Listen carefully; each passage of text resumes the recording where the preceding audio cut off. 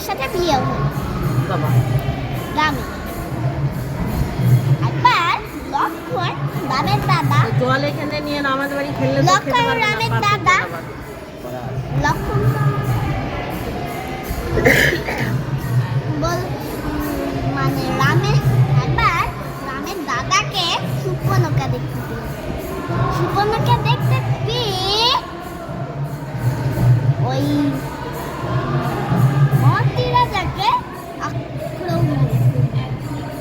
এখন রাম সুন্দরী মেয়ে সেজে রামকে বিয়ে করতে এসেছে। জল। বললো সীতার সাথে তো অলরেডি বিয়ে হয়ে গেছে, জানে না। তখন বলছে তুমি আমার সাথে বিয়ে করবে? তখন রাম যখন বললো না, তখন বলছে দাদা সীতাকে কামড়িয়ে খাবার জন্য হাঁ করে গেছিল। তখন লক্ষণ তার নাক কান কেটে দিয়েছে। সে রাবণের ভাই, রাবণের কাছে গেছে, হরিণকে বলছে তুমি হরিণ খেতে যাও তো সীতার কাছে, সোনার হরিণ। তখন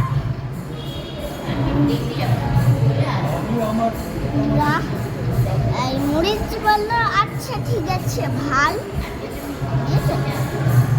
সীতা বললো তোরা যারা বলিস ভাই আমার সোনার হরিণ চাই। রাম বললো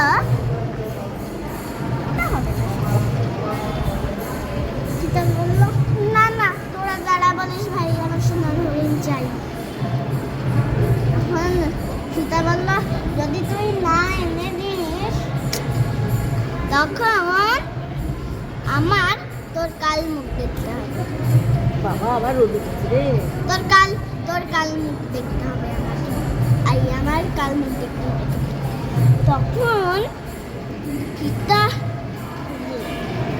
তখন বাধ্য হলো যেতে গেল। বললো যা আমার আদেশ পালন করো। ওখানে গিয়ে ফোনটাকে ধরে আনলো। হরিণ যত ছোট রাম যত ছোট, তীর নিয়ে গেছে মারবে।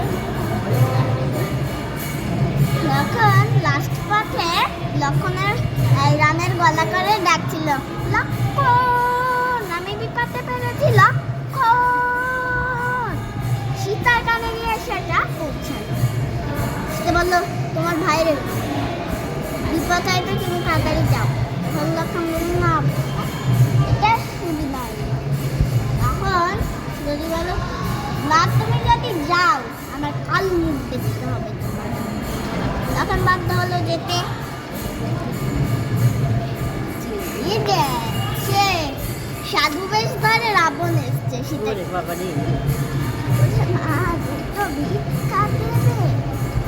তখন সীতা গুন্ডির মধ্যে থেকে দিয়েছে আলু ভাজার চা। বললো না আলু ভাজা ইন্দি পাচ্ছেন এটা অ্যাড হচ্ছে। বললাম দুটো ভিক্ষা দেবে। বললো তখন আলু ভাজার চাল দিয়েছে। বললো না গো গন্ডির ভেতর থেকে আমাদের পূরণ হয় না। বললো আচ্ছা এই গন্ডির ভেতর থেকে বেরিয়েছে। রাবণ নিজের রূপ ধরে সেটাকে টেনে নিয়ে চলে গেছে। রাবণ তো একটা ভূত। তখন চিৎকার করছি গরুর পাখি রাবণকে ঠোক্কা মারতে এসেছিল। মারতে মারতে ওর দুটো পাখনা কেটে দিয়েছে। রাবণ চড়ুই পাখি নিচে ধাপ করে মরে গেছে। ওখানে হনুমানজি আর তার দলবল ছিল আর বালির। তখন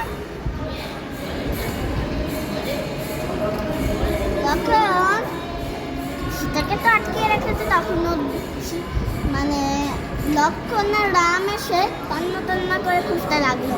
তখন ওই চড়ুই পাখিটাকে দেখতে বললো তোমার কি হয়েছে?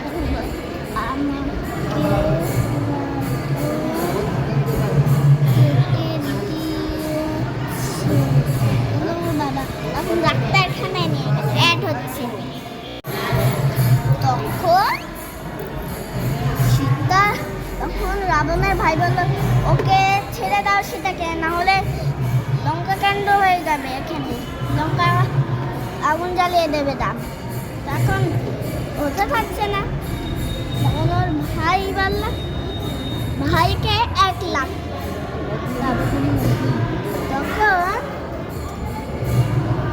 ওর ভাই চলে গেল, রাম ওকে বরণ করে নিয়ে ওর ভাই। তখন সীতাকে নিয়ে আসার জন্য রাম রাবণের যুদ্ধ শুরু হলো। রাম রাবণের তখন রাম রাবণের যুদ্ধ হতে, তারপর সীতাকে ফিরে পেয়ে গেল, সুখে সংসারে থাকতে লাগলো। তারপরে অনেক দিন পরে ওর ভাইকে বসালো এবং মাথায় মুকুট পরালো। তারপর ওই রাবণের রথে 3 জন গেল, রাম লক্ষ্মণ সীতা। তারপর সুখে সংসারে বাস করলো। থাকতে লাগলো।